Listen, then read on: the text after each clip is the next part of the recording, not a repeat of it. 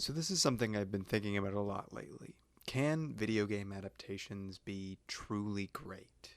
This is a question asked by so many videos and so many people, and I know you're already feeling compelled to click off because you, like so many others, know the answer. The answer is, of course, yes. They can be great, but it's also hard. There have been many attempts, both good, bad, and mediocre.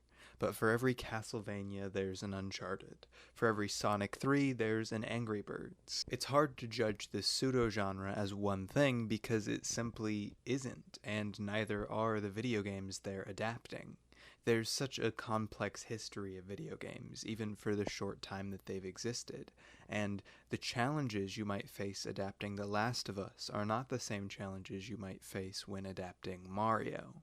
I think honestly, the harder challenges are always going to be with newer video games. Ones that are building their language so strongly off of movies. Naughty Dog games are pretty famous for this, as Jak and Daxter pioneered this in video games, and Uncharted and The Last of Us sent them to the top as people making the most fun, playable movies you'll ever see. How do you adapt something that utilizes its presentation as a video game so heavily? I don't want to get too far down this rabbit hole of discussion as I'm currently working on a video about The Last of Us Season 2. I know I keep talking about video game related stuff on here a lot lately, but what can I do? It's just what's been on my mind lately. What I want to talk about today is a movie that had a lot of potential that will wisp away without so much as a single bit of discourse. Until Dawn.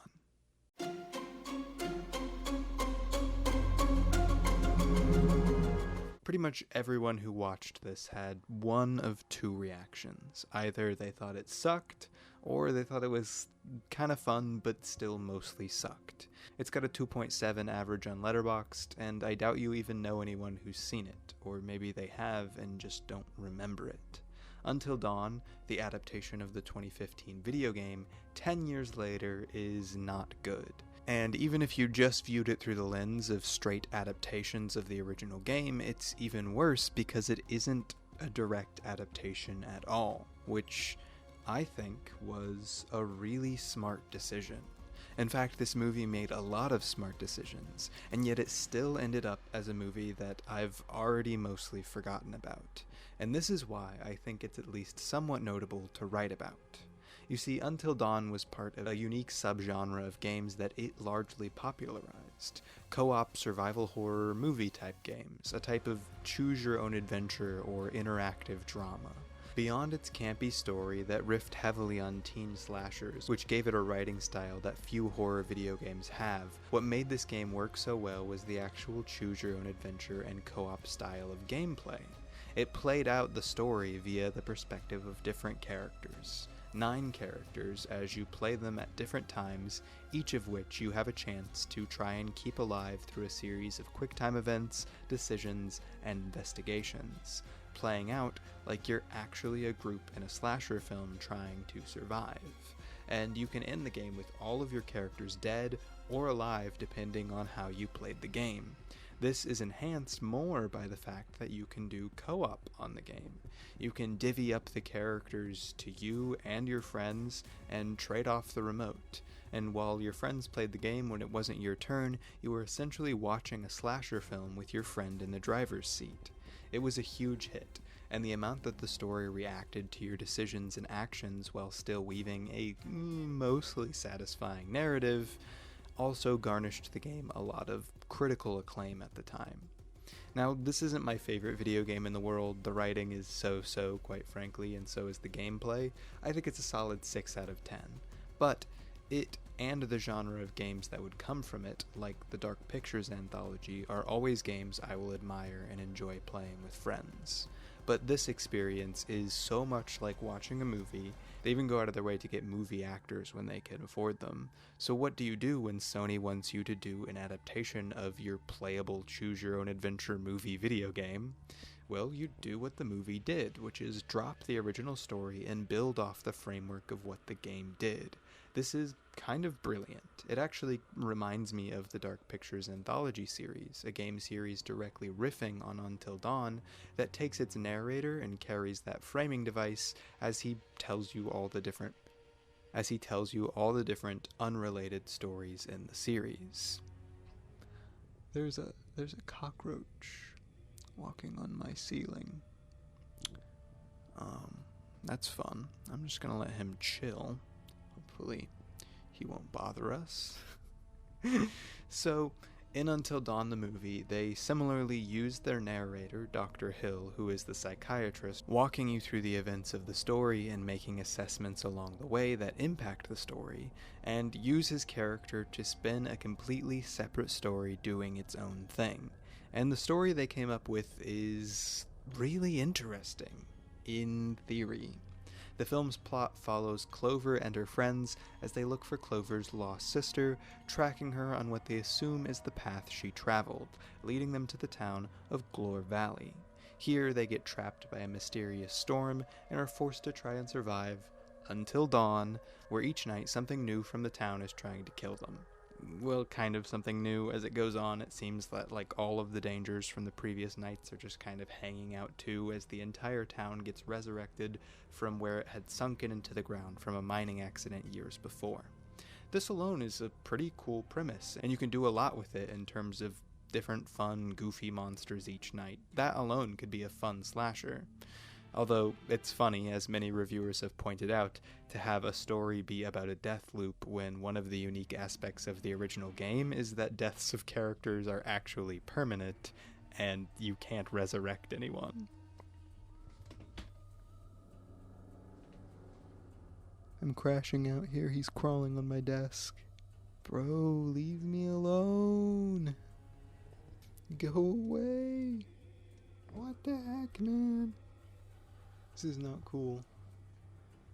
As time goes on and our characters struggle and die, they lose more of their memories and start to physically transform, as it's revealed that this is all an experiment by Dr. Hill, whom they met earlier, to test the limits of people's fears. For some reason, as they get physically transformed into Wendigos. Wendigos are also present in the original game as the main violent force, so the writers tried to carry that on. Now here's the thing. They don't do a very good job explaining Dr. Hill's motivations in studying Wendigos, and there have been and will continue to be interesting criticisms on the use of Wendigos at all as a horror trope with their Native American origins, something that the original game tackled rather poorly, all things considered. But that's not really my criticism to make. But this idea, while not super cohesive, works, and the fact that it works in a really unique way in the film, because while most of the film is shot in a pretty traditional and boring sense, there are a couple segments that utilize the found footage style of filmmaking. Once on a tape as we see a flashback of Dr. Hill's experiments, and again when one of our characters looks back on phone recordings he took of their deaths that they couldn't remember.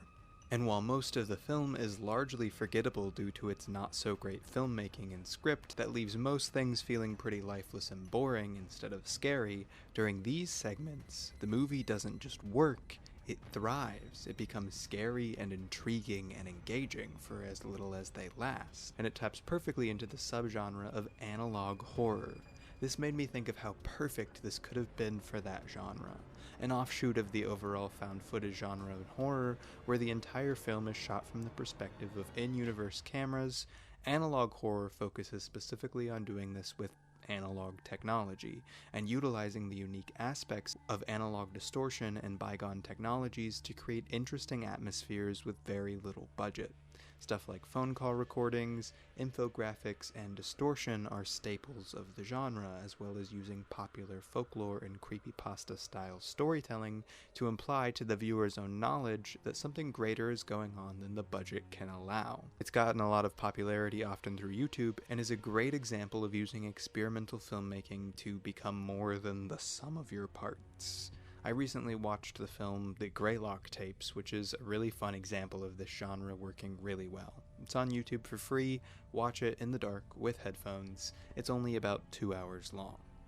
But part of what makes analog horror interesting for this discussion is that it utilizes the same tricks and language that make video game horror work. From FNAF to PT to Resident Evil, the tricks to get the viewer into the driver's seat of the experience and feel like it's directly engaging with them through the screen are what all of these, like analog horror, try to accomplish, and usually it works great. There really is nothing scarier than a good horror video game.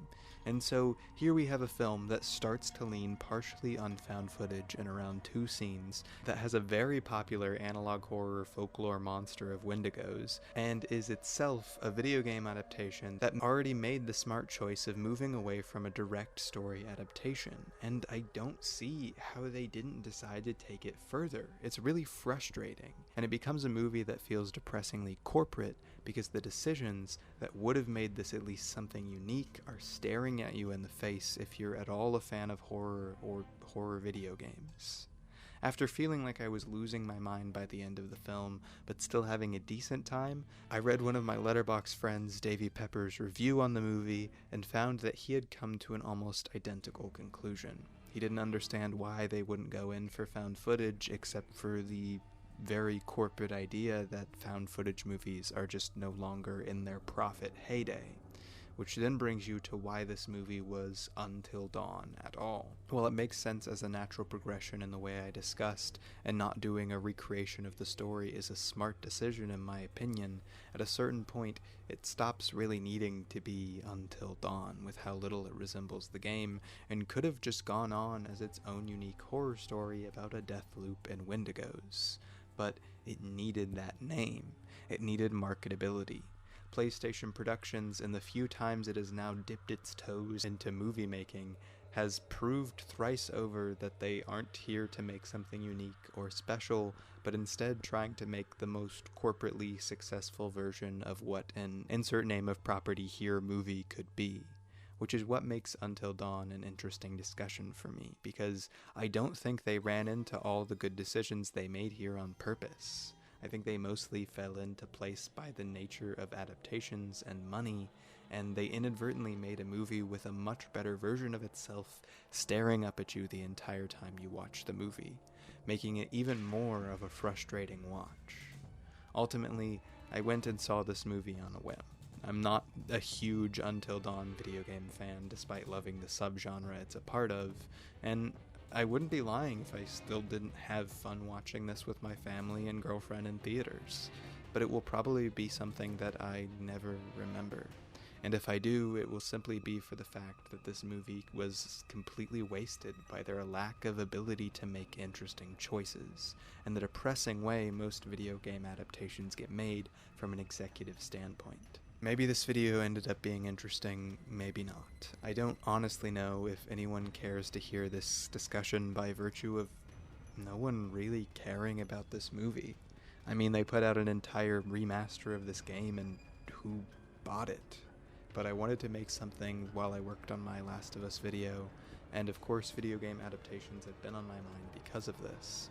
And when I left the theater, I spent the entire drive back with my family discussing this very same stuff, and it's really the only reason I've thought about this movie since.